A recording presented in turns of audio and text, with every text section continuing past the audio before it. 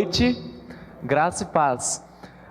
Até onde eu sei, o culto está sendo televisionado, isso é muito chique, isso é muito legal, então vou até fazer um oi para o pessoal da TV nos conhecer. Para você que me conhece, meu nome é João. Para você que não me conhece, meu nome é João. Para você que vai me conhecer, adivinha qual é meu nome? Continua sendo João, gente, meu nome não vai mudar. Gente, hoje nós vamos compartilhar um pouquinho sobre algumas coisas que Deus falou conosco ontem no retiro e foi muito bom, graças a Deus. E hoje a gente vai compartilhar isso aqui na igreja. Você percebeu que existem algumas cadeiras vagas aqui? Porque algumas pessoas estão na chácara. Você está aqui em Bauru, espero não vê-lo no Sambódromo, tá? Tenho essa expectativa. Eu moro perto do Sambódromo, então eu fico de olho, gente. Para quem mora perto do Sambódromo, o carnaval é de fato a festa da carne. Você fica no seu quarto e aí parece que tem uma escola de samba ali dentro. Não está ali dentro, mas parece. Hoje de madrugada foi bem emocionante, gente. Escutamos gritos, foi bem legal. Quem quiser conhecer o carnaval, vai em casa. Nem é o Sambódromo, mas é perto. Gente, nós vamos hoje compartilhar um texto. Mas antes de compartilhar esse texto com você, eu queria te contar algumas pequenas histórias que aconteceram comigo e histórias que aconteceram com outras pessoas, para que você entenda a seriedade do que nós vamos compartilhar hoje. Para quem me conhece, sabe que eu sou professor. Gente, como professor, eu tive experiências muito legais mesmo. Eu tenho a calça de ir trabalhar, a calça que fica suja de giz, porque a gente trabalha com o giz. Para não sujar todas as calças, eu tenho uma que é aquela ali de ir para a escola. Num belo dia, estou eu dando aula numa das salas, as criancinhas, uma menina bem observadora vira para mim e fala: professor, você só tem essa calça? Falei: não, eu tenho mais calças. Então por que você só vem com essa? No dia seguinte, eu não ia dar aula com giz, ia usar só o slide, coloquei uma calça nova, fiz questão de mostrar para a menina. Ela olhou e falou assim: nossa, a outra era melhor. Falei: olha que coisa. Como professor, uma vez um aluno, a gente fez uma atividade que acabou sendo um tiro no meu pé, tá? No pé do João. Para os aluninhos foi super legal. Eu não assisto filme de terror, porque eu sou muito sensível, eu tenho medo. Uma vez assisti o trailer de um filme, fiquei sem dormir uma noite, dormi com a luz acesa, a Bíblia, o Salmo 91 aberto. Fizemos uma atividade com o 6º ano, muito interessante. Eu pedi para eles trazerem histórias populares, histórias comuns, e eles trouxeram. Um falou do Saci, um falou do Curupira. Aí teve um menino que falou assim: ah, professor, eu trouxe a história da Hello Kitty sem boca. Gente, toda Hello Kitty é sem boca, mas na hora que ele falou aquilo, eu fiquei: ah, meu Deus, a Hello Kitty sem boca. E o menino contou a história com tanta ênfase e de um jeito tão assim, que eu comecei a ficar com medo da Hello Kitty sem boca. E naquela Páscoa, de forma muito específica, eu acho que Deus quis fazer uma brincadeira. Naquela Páscoa, a minha avó me deu um ovo de Páscoa da Hello Kitty. Não sei porquê. Eu acho que acabou o ovo de Páscoa do Max Steel e aí eu ganhei da Hello Kitty. Gente, nunca tinha ganhado um ovo de Páscoa da Hello Kitty. Comi o chocolate, a Hello Kitty eu joguei fora, tá? Porque eu tinha medo da Hello Kitty sem boca. Como professor, quando esse menino contou a história, fiquei apavorado. Nem no banheiro fui naquele dia. Fiquei segurando para ir em casa. Como professor também, eu tive contato com algumas histórias que não são engraçadas, que na verdade são tristes. Conheci certa vez um menino, e essa história eu acho ela muito marcante para mim. Um menino muito bacana, muito simpático, mas pouco aplicado aos estudos. E tão pouco aplicado aos estudos que a gente precisou fazer um trabalho com ele para que ele começasse a estudar. Nós fizemos um trabalho muito bacana e o menino começou a estudar. Olha o que nós fizemos. Eu dei um livro para eles lerem, um livro difícil, valendo nota. Eles tiveram que ler. Eles leram o livro, fizeram a prova, foram ótimos. E aí eu escrevi um papelzinho: olha, parabéns por ter lido o livro, você é um bom aluno, sucesso, eu te admiro. Papelzinho simples, no 1º bimestre. No 4º bimestre, estou aplicando prova para esse menino. O que eu vejo na mão dele? O papelzinho. Aí eu olho e falo: nossa, ele está colando, né? Achei que era cola. Cheguei ali e eu vi que era o papel que eu tinha escrito. Peguei o papel com cara de bravo, olhei, vi que era de fato o texto que eu tinha escrito, e eu falei: viu, por que você está com esse papel aqui ainda? Você guardou o papel? Você não está colando?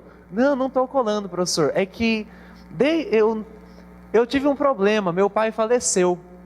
E aí não tem quem me diga isso, quem me diga que eu sou bom aluno ou coisa assim. Então eu guardei o seu bilhetinho, eu não estou colando, eu posso mostrar. Nossa, aquilo cortou meu coração, gente. Eu estou te contando isso com um objetivo. Você perceber que a nossa vida, a vida humana, ela mescla algumas coisas que são engraçadas, bonitas, mas em muito a nossa vida é marcada e mesclada com coisas ruins. Não existe ninguém neste salão que não tenha uma história triste para contar. E não existe ninguém neste salão que não tenha um problema para relatar aqui. Se eu fizer uma enquete, você com certeza vai falar assim: nossa, eu tenho tal e tal problema, eu enfrento tal e tal luta. Eu acho que o nosso coração é desse jeito. E honestamente, eu acho que hoje, nessa noite, Deus não está interessado em te dar um carro ou abrir a porta de um emprego. Eu acho que nessa noite Deus está interessado em atingir essa partezinha da nossa alma chamada coração. E acredite, se Deus atingir isso, carro e emprego vira uma coisa muito pífia na sua existência. Hoje eu não acho que é um culto para que você receba algo material. Hoje eu acho que é um culto para que Deus fale com o nosso coração o que está no coração dele, porque nós não somos muito melhores do que os meus alunos e os meus amigos. Então agora eu convido você a abrir a sua Bíblia lá em 1 Reis 18, porque é o texto que nós vamos trabalhar hoje. Nosso texto, 1 Reis 18, nós leremos ele do versículo 20 até o versículo 40. Do 20 ao 40. 1 Reis 18. É um texto conhecido, inclusive existe música do Fernandinho sobre esse texto. Você vai saber que música é. Então enviou Acabe mensageiros a todos os filhos de Israel, e juntou os profetas no Monte Carmelo. Então Elias se achegou a todo o povo e disse: até quando andareis entre dois pensamentos? Se o Senhor é Deus, sigam o Senhor. Se Baal é Deus, sigam Baal. Porém o povo nada lhes respondeu. Então disse Elias ao povo: só eu fiquei dos profetas do Senhor, e os profetas de Baal são 450 homens. Façamos assim: deem-se 2 novilhos, e escolham eles um para si. Dividam ele em pedaços, e os coloquem na lenha, mas não coloquem o fogo. Eu prepararei o outro novilho, e colocarei sobre a lenha, e eu não colocarei o fogo. Então invocai o nome do vosso Deus, e eu invocarei o nome do Senhor. E há de ser que o Deus que responder com fogo, esse é o verdadeiro. E todo o povo respondeu e disse: é boa esta palavra. Disse Elias aos profetas de Baal: escolham para vós um dos novilhos, e preparem primeiro, porque estão em maior número, e invoquem o nome do vosso Deus, mas não metam fogo. Tomaram então o novilho que lhes fora dado, prepararam-no e invocaram o nome de Baal, desde a manhã até o meio-dia, dizendo: Baal, responde-nos. Porém, não havia uma única voz que respondesse, e manquejando, se moviam ao redor do altar que tinham feito. Ao meio-dia, Elias zombava deles, dizendo: clamem em alta voz, porque ele é Deus. Pode ser que Baal esteja meditando, ou atendendo às suas necessidades, ou de viagem, ou ele está dormindo e despertará. E eles clamavam com alta voz, e se cortavam com facas e lancetas, segundo o seu costume, até derramarem sangue.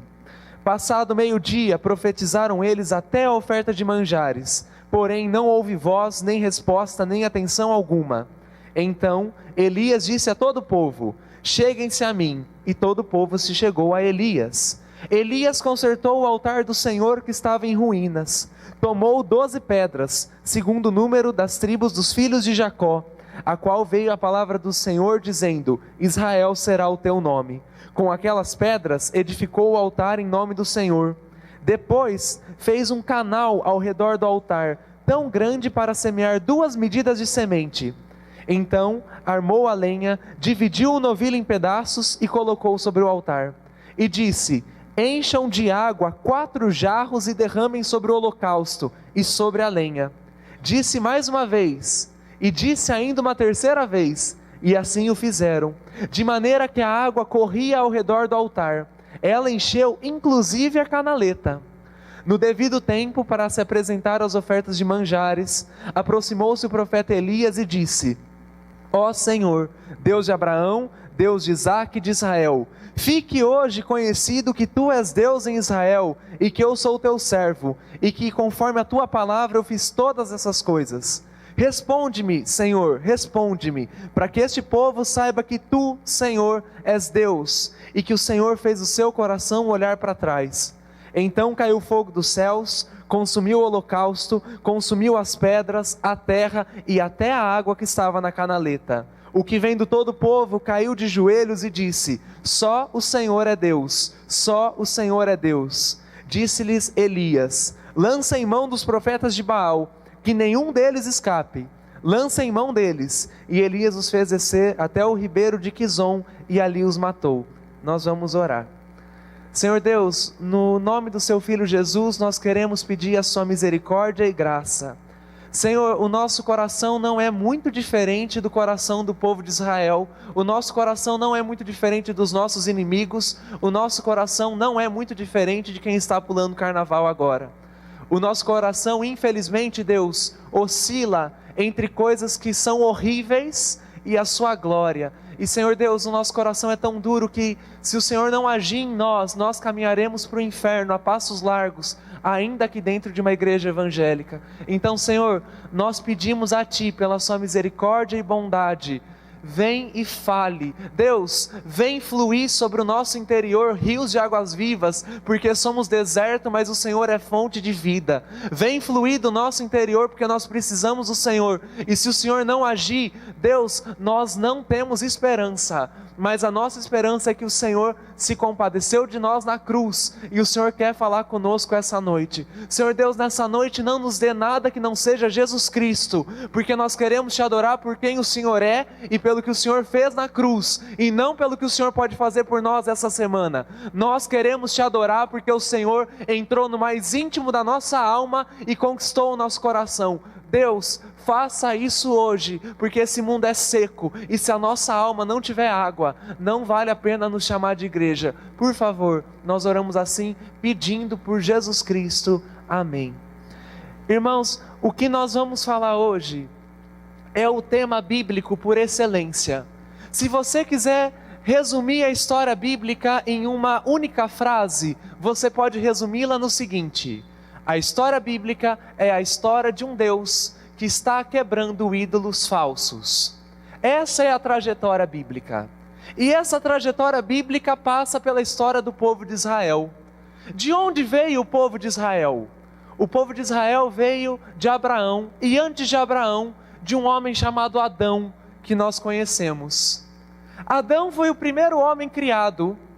Adão estava num jardim perfeito, muito bem, muito bem de vida. Adão não tinha preocupações, mas aí uma serpente, Satanás, chegou para Adão e mentiu. O que a serpente disse? A serpente disse que se Adão desobedecesse a Deus, Adão se tornaria como Deus. Adão teria a glória, a onipotência e a onipresença que só Jeová tem. E Adão comeu, Adão e Eva. E num certo sentido, Satanás não mentiu naquela ocasião. Num certo sentido, Adão se tornou Deus de fato, mas não o Deus de verdade.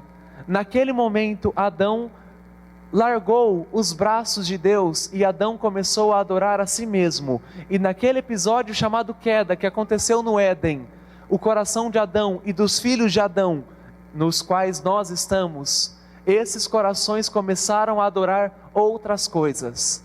Esses corações começaram a adorar outros povos, a adorar outros deuses, e isso foi toda a história de Israel. Israel ficou presa no Egito por 400 anos. Quando Deus libertou Israel no deserto, o povo de Deus constrói uma imagem de um cordeiro de ouro e adora aquele cordeiro de ouro. Deus então pune o povo de Israel. E quando o povo de Israel chega em Canaã, o povo de Israel cria novas imagens e adora novos deuses. E Deus sempre vai e traz o coração do povo de volta, traz o coração do povo de volta, traz o coração do povo de volta, até que um belo dia surge na história de Israel um rei chamado Acabe. E esse rei é o pior rei que Israel já teve. O primeiro rei de Israel foi Saul, e foi muito ruim. O segundo foi Davi, e Davi teve um reinado glorioso. Mas Acabe fazia Saul parecer um coroinha. Acabe era muito ruim. Por que Acabe era ruim? Ele se casou com uma esposa chamada Jezabel, que não era do povo de Israel. Acabe se casou com uma mulher cananeia, que adorava um outro deus, um deus chamado Baal. Nessa ocasião, quando esse casamento acontece, Jezabel leva para Israel os seus deuses, leva o deus Baal. E Acabe permitiu que Jezabel, a rainha, perseguisse o culto a Jeová, o culto ao Senhor. Ela persegue tanto isso que ela mata os profetas do Senhor, mas ela patrocina os profetas de Baal. Jezabel persegue quem adora Jeová, quem adora Deus, e Jezabel incentiva quem adora Baal. E agora em Israel, por causa de Acabe, existem dois deuses, Baal e Jeová. E o povo adora Baal e Jeová e não sabe muito bem que Deus escolher. Mas há um problema nisso. O problema é que Baal não é Deus de verdade. O único Deus de verdade é Jeová. E quando o povo começa a adorar o Deus Baal, eles estão indo buscando em fontes secas água que eles não vão encontrar. O resultado é que Israel passa por uma seca de 3 anos, que mata mulheres, crianças, gado, plantas, porque Israel está adorando outro Deus. E aí Deus levanta Elias. Deus levanta Elias como profeta, para Elias vir e convidar o povo a se arrepender. Elias chega e diz o seguinte: povo, olha, escolham um dos deuses, porque não é possível adorar a 2 senhores. Mas o povo estava tão perdido, que o povo não sabia quem escolher. E aí Elias faz uma aposta. Elias sugere o seguinte: vamos pegar 2 novilhos e vamos matá-los. Vamos colocar os novilhos em altares, mas nós não vamos colocar fogo. E aí nós oraremos. O Deus que responder com fogo, esse é o Deus de Israel. E os profetas acham essa ideia boa. Aqui nós começamos a aprender algumas lições para o nosso dia a dia. Israel tinha 2 deuses, e honestamente eu acredito que o nosso coração não tem um Deus só. Eu acho que você vem aqui e adora e canta e você fala santo, santo, santo, mas há no nosso coração coisas que disputam o espaço que só é de Jesus Cristo. De onde eu tiro essa ideia? Muito simples. Veja o tipo de cristianismo que se desenvolve no Brasil. O cristianismo que Jesus Cristo promulgou e divulgou lá na Judéia era um cristianismo profundamente missionário.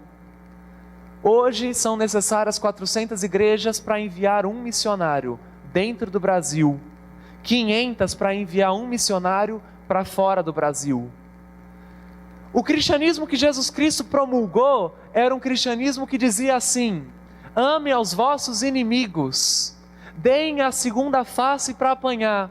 E hoje nós cantamos músicas como A Minha Vitória Tem Sabor de Mel, e aquele que não me viu que me viu passar na prova e não ajudou, esse vai ver como Deus me colocou no alto.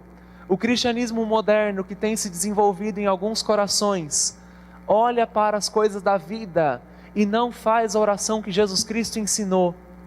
Jesus Cristo no Getsemane ensina uma oração. Ele diz assim: Deus, afasta de mim esse cálice, mas seja feita a tua vontade, não a minha.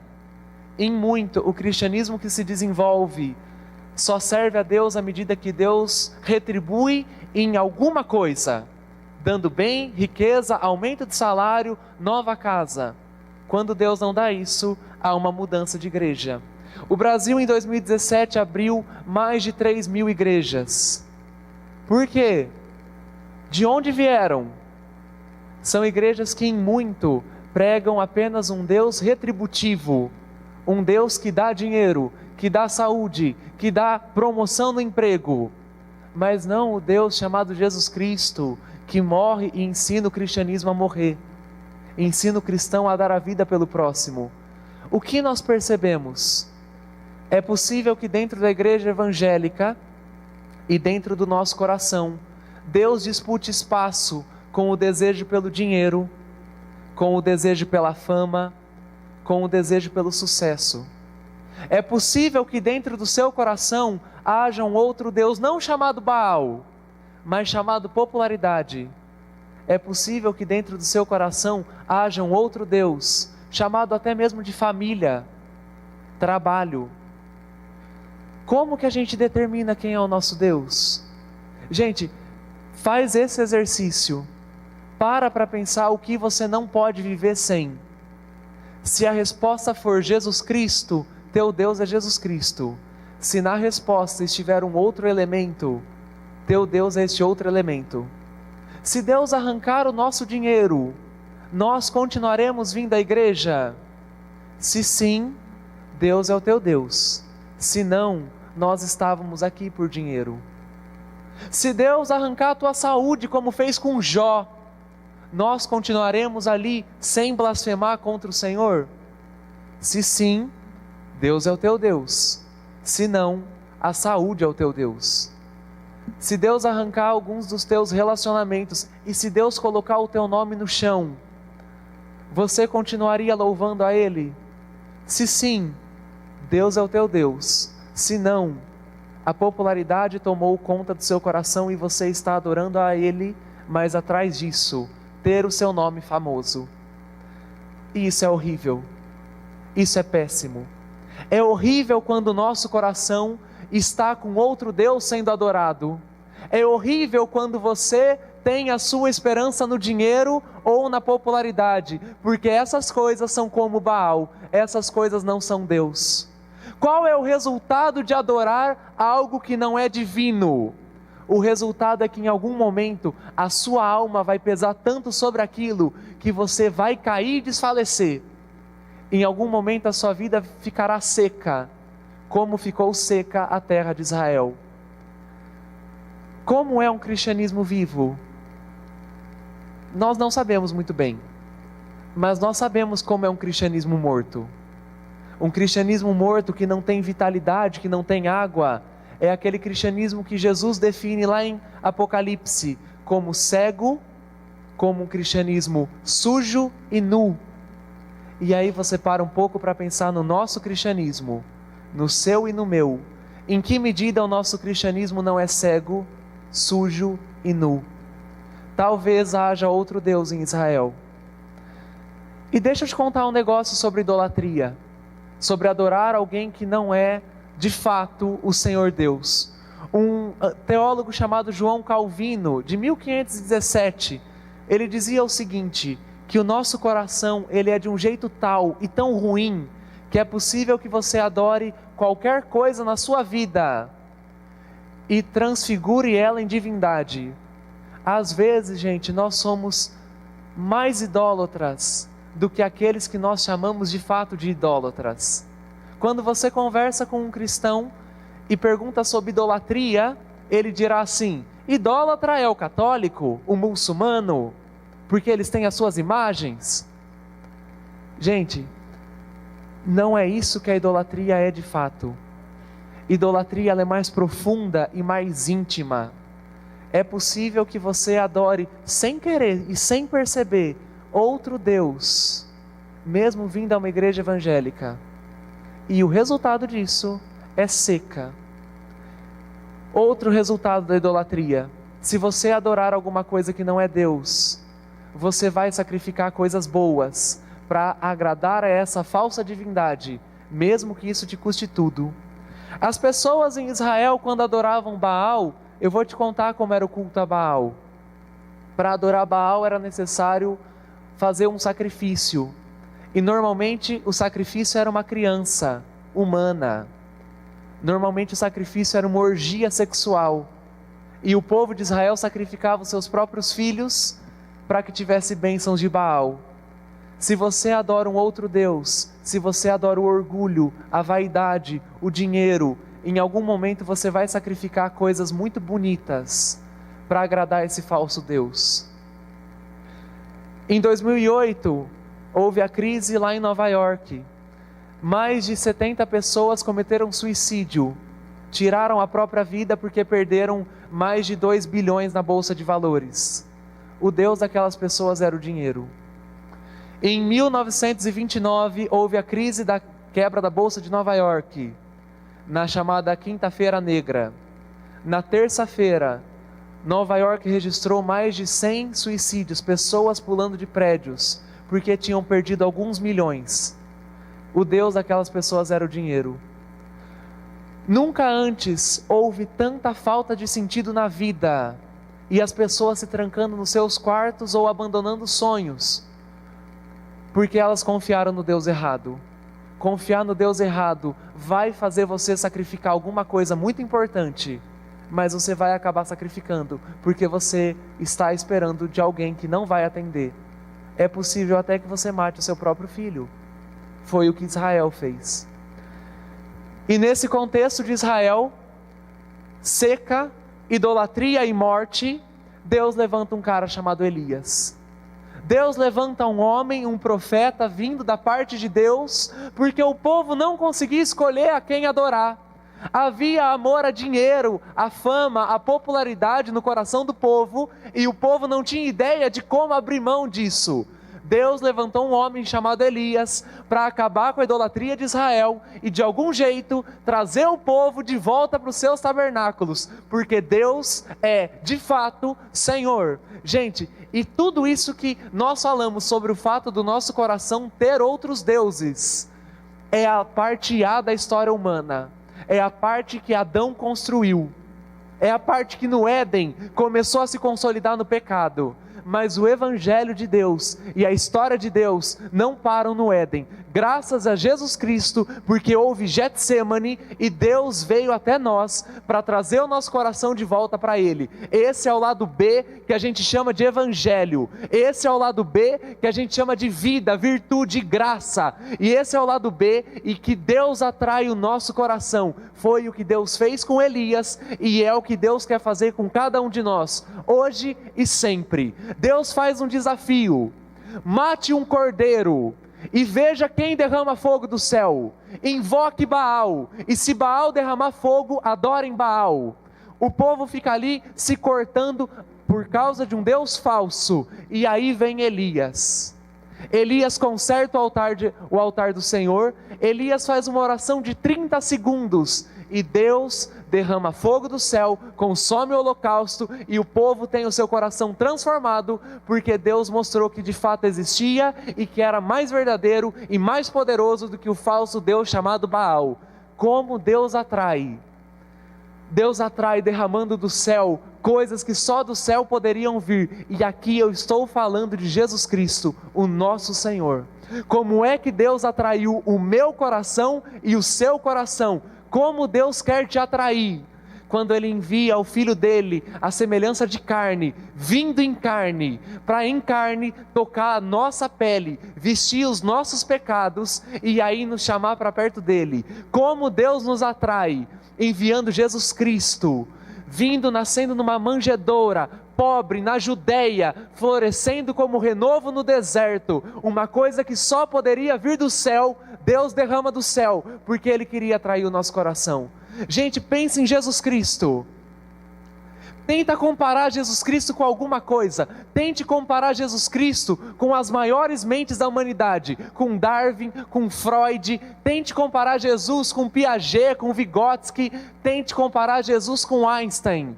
Você não encontra ninguém à semelhança de Cristo, porque Einstein pode ser inteligente, mas Jesus Cristo é graça. Freud pode ter criado a psicanálise, e isso pode ajudar muita gente, mas Jesus Cristo criou salvação e redenção, e isso é vida eterna. Gente, Newton pode ter descoberto a física, Darwin a evolução, não importa, nenhuma dessas coisas salva. Jesus Cristo sangra por nós, e Ele nos chama para morrer com Ele, porque Ele vence morte, treva, diabo, tudo isso porque Ele é Senhor. Como Jesus nos atrai? Ele vem do céu e se veste com a nossa pele. Gente, aqui o cristianismo não tem comparativo. Porque uma coisa é você oferecer sacrifícios a Deus, a um Deus qualquer. Uma coisa é você se matar de trabalhar e abandonar sua família por causa do Deus chamado dinheiro. O dinheiro nunca vai trabalhar para você. Outra coisa é Jesus. Porque Jesus, se você for parar para pensar, Jesus não pediu sacrifício do ser humano, Jesus fez um sacrifício pelo ser humano. Jesus não nos colocou na cruz para que nós morrêssemos, Jesus se colocou na cruz para morrer por nós. É a divindade vindo a nós, não nós até Ele. Isso é diferente. Não existe religião no mundo que propague essa notícia. Como Jesus atrai? Ele se veste de barro, o barro que Ele fez à raça humana. Gente, quando você quer atrair alguém, você passa o seu melhor perfume, você põe a sua melhor roupa, você se coloca como lindo. Cristo vem na Judéia, não no palácio romano. Cristo vem numa manjedoura, não num palácio, não num berço. Cristo fede animal quando nasce. Ele não passa perfume. Por que Ele fez isso? Para mostrar que Jesus Cristo estava se aproximando do nosso coração. Pobre, sujo, fedido. Por que Jesus morreu na cruz? Por que Jesus viveu 33 anos aqui? Para mostrar que Deus virou para trás e olhou o povo de Israel, o povo que Ele salvou, e mesmo que aquele povo fosse idólatra, Deus estava interessado em cativar aquele coração. Deus está interessado em cativar o nosso coração em todas as esferas do que nós somos. Gente, não existe uma gota do seu ser, do meu ser, do nosso ser, que Deus não tenha o desejo de gritar: isto é meu. Não existe uma gota, uma área da nossa vida que o Senhor Jesus não quer exercer soberania e senhorio. Tudo Deus quer reivindicar como dele, porque Ele é dono de tudo, de glória, honra, força, louvor, majestade e do nosso coração. Não existe um trono que Deus não quer se assentar, inclusive o trono da nossa alma. Deus quer sim cativar a mim e a você, porque Ele é o nosso Senhor. Ele veio atrás. Eu queria convidar você para abrir a sua Bíblia lá em João, capítulo 1. Porque o texto de João, esse epílogo, é maravilhoso e não existe na literatura texto que eu seja mais apaixonado. Abre a sua Bíblia lá no Evangelho de João. Veja como Deus atrai.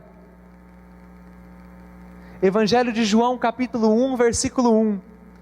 No princípio era o Verbo estava com Deus e o Verbo era Deus.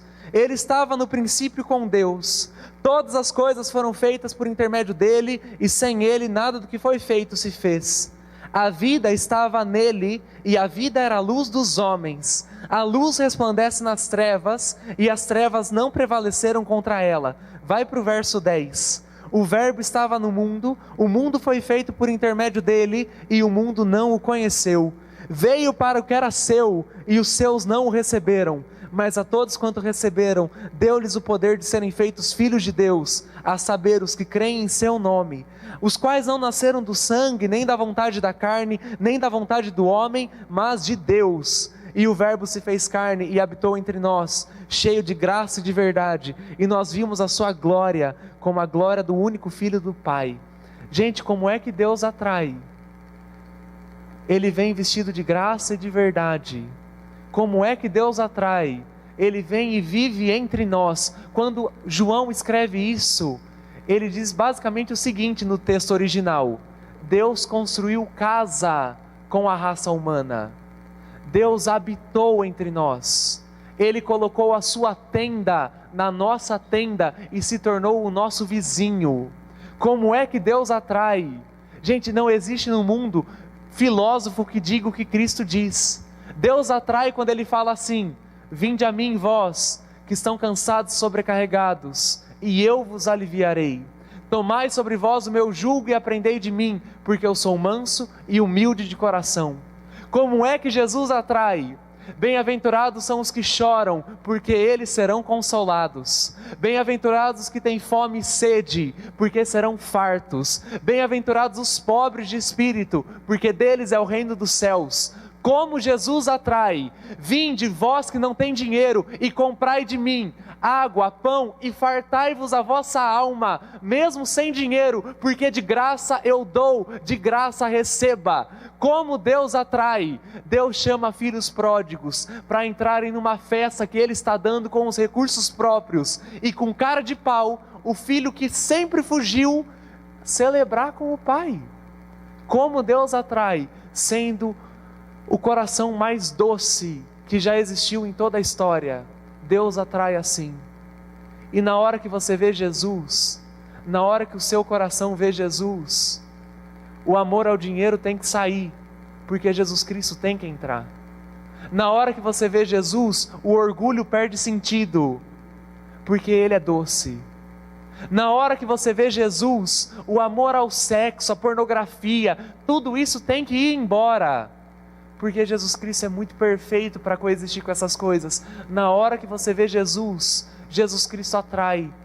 Ele disse isso: quando eu for levantado, eu atrairei para mim homens de toda tribo, povo, língua e nação, inclusive bauruenses, inclusive brasileiros. Deus atrai assim. Agora há um detalhe glorioso na história de Elias. O detalhe é que ele jogou água em cima do holocausto. 4 vezes ele deixou encharcado. Por que Elias faz isso? Elias faz isso para mostrar que não importa o estado da oferta, o fogo de Deus é muito maior, o fogo de Deus é muito mais forte. Pensa no seu coração, pensa no nosso coração de igreja. Quantas vezes nós estamos aqui na igreja e cantando a Deus, pensamos na promoção do trabalho? Quantas vezes nós aqui na igreja cantando a Deus, não estamos com a mente em Deus, estamos com a mente nas coisas do mundo?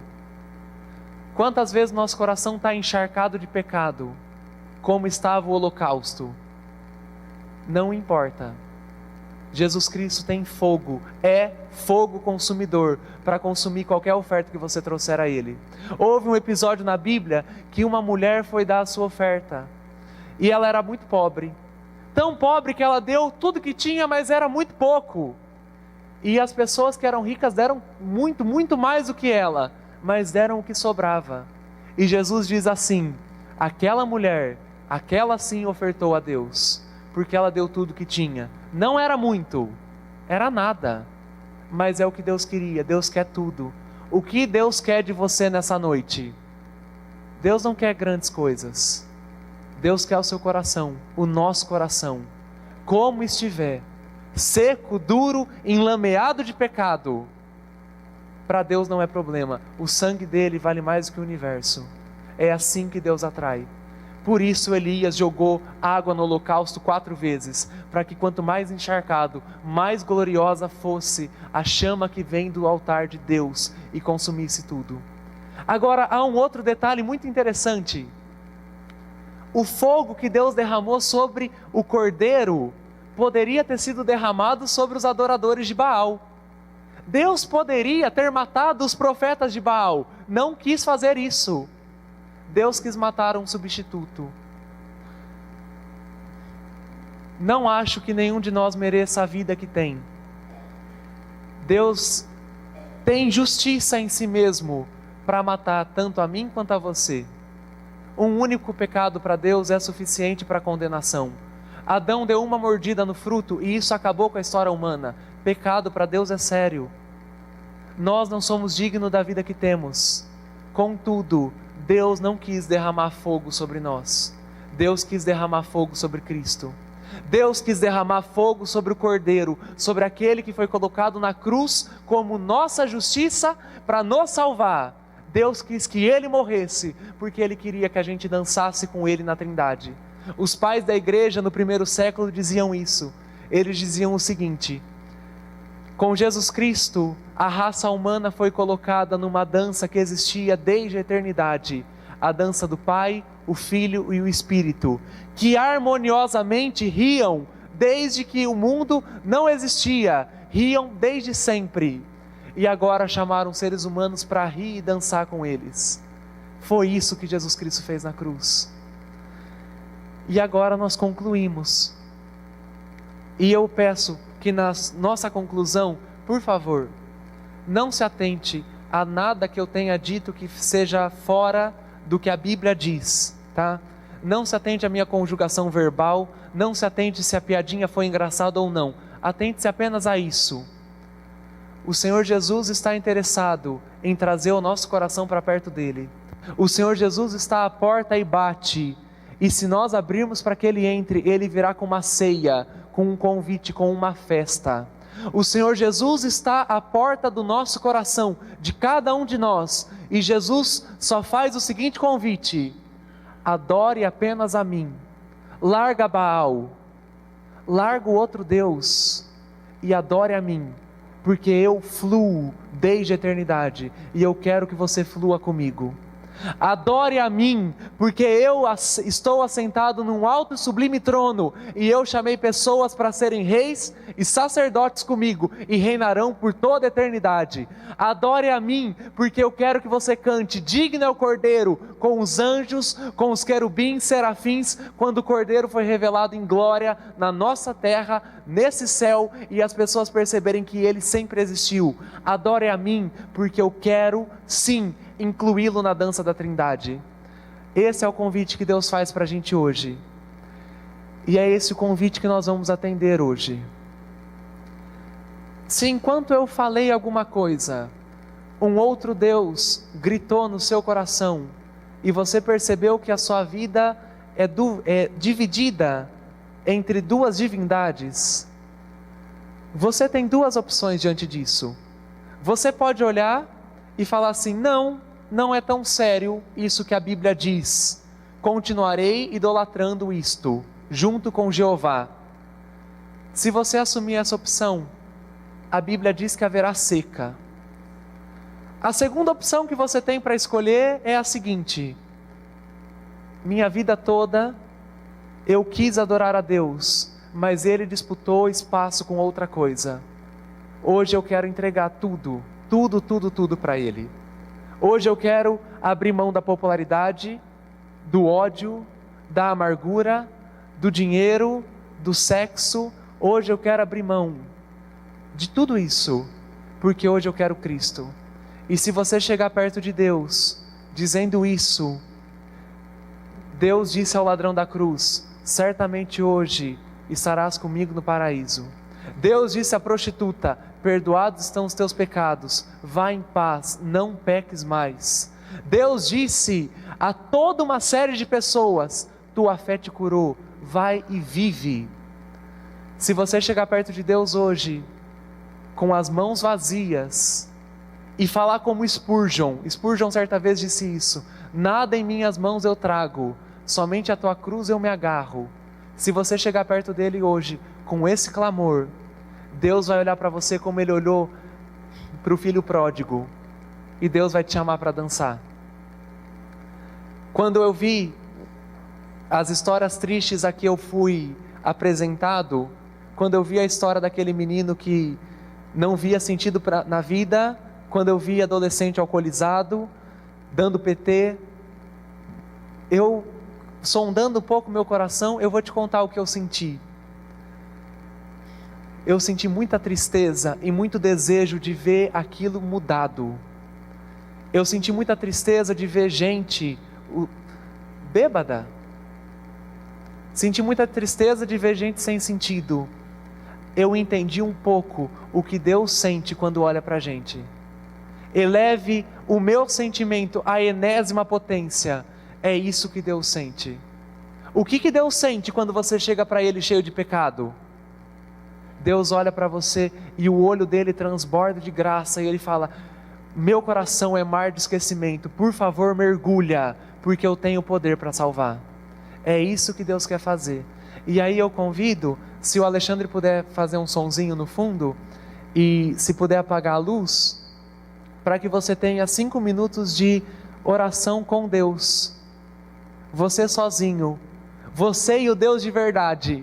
Não você e o dinheiro, você e a necessidade de fama, você e Deus. E eu vou ficar quieto nesses 5 minutos.